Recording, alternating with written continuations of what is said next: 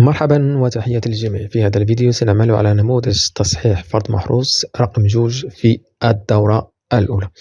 إذا السؤال الأول: عرف ما يلي. إذا عندنا كتعريف أول ديكارت، وهو فيلسوف فرنسي عقلاني، ولد سنة 1596 وتوفي سنة 1650. يعتبر من مؤسسي الفلسفة الحديثة. التعريف الثاني: قاعدة البداهة، يعني قاعدة الشك أو البداهة تعني الشك في كل الأفكار التي تلقيتها منذ صغري، وأن لا أقبل أي شيء على أنه حق ما لم أتبين بوضوح أنه كذلك. قاعدة الثالثة، المفهوم الثالث هو قاعدة التحليل أو التقسيم، وتعني معناها تقسيم كل المشكلات أو المعضلات إلى عدد من الأجزاء لكي يسهل علي حلها أو فهمها. التعريف الآخر وهو الدهشة، وهي سمة من سمات الفيلسوف، وهي أساس البحث عن الحقيقة، وهي أصل الفلسفة ومنبعها. إذن التفلسف في حد ذاته ينبني على الدهشة، يعني دهشة طاليس بطرح السؤال الأول: ما هو أصل الكون؟ ما هو أصل العالم؟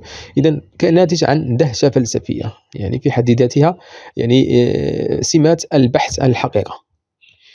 المفهوم الأخير وهو الأصل، هو نقول بأنه الأصل هو انبثاق أو بداية التفلسف، انبثاق أو بداية التفلسف، أو الدافع إلى فعل التفلسف، الدافع إلى فعل التفلسف. إذن كل تعريف صحيح نقطة واحدة.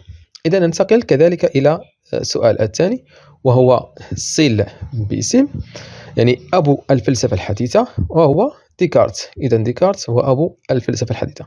الشك المنهجي هو شك من أجل الوصول إلى الحقيقة. الشك المذهبي هو شك من أجل الشك. إذا شك من أجل الشك، إذن الشك في الأشياء فقط دون تعليق على الحكم. من رواد هذا الشك المذهبي، عفوا من رواد الشك المذهبي هو قلنا بيرون ومونطاني. من دوافع التفلسف الدهشة والتساؤل. قضية الفلسفة المعاصرة يعني اهتمامها بعلاقة الفلسفة والعلم. إذن لكل جواب صحيح نقطة واحدة. إذن عندنا 5 نقط. ننتقل إلى السؤال الثالث: صنف أسماء هؤلاء الفلاسفة حسب كل مرحلة. إذن ديكارت ينتمي إلى الفلسفة الحديثة، برتراند راسل ينتمي إلى الفلسفة المعاصرة، جون لوك ينتمي إلى الفلسفة الحديثة، جون بول سارتر ينتمي إلى الفلسفة المعاصرة، إيمانويل كانت يمكن اعتباره إلى الفلسفة الحديثة. إذن لكل جواب صحيح نقطة واحدة. 5 فلاسفة، 5 نقط، نقطة لكل واحد منهم. إذن انطلاقا مما درست، ما هي أوجه الاختلاف بين الفلسفة والعلم؟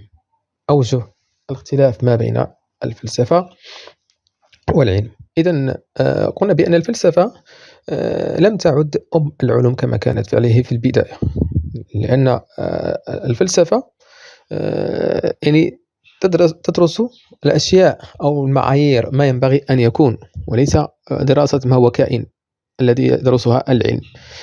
فالعلم يتسم بالموضوعية، يعني وإمكانية التصديق والحيادية والدقة والاعتماد على بيانات تجريبية، يعني التحقق من التجربة والملاحظة، اعتماد الملاحظة والفرضية والتجربة والاستنتاج أو خطوات المنهج التجريبي واستخدام أدلة تجريبية ومنطقية عموما. بينما الفلسفة تعتمد على الحجج المنطقية.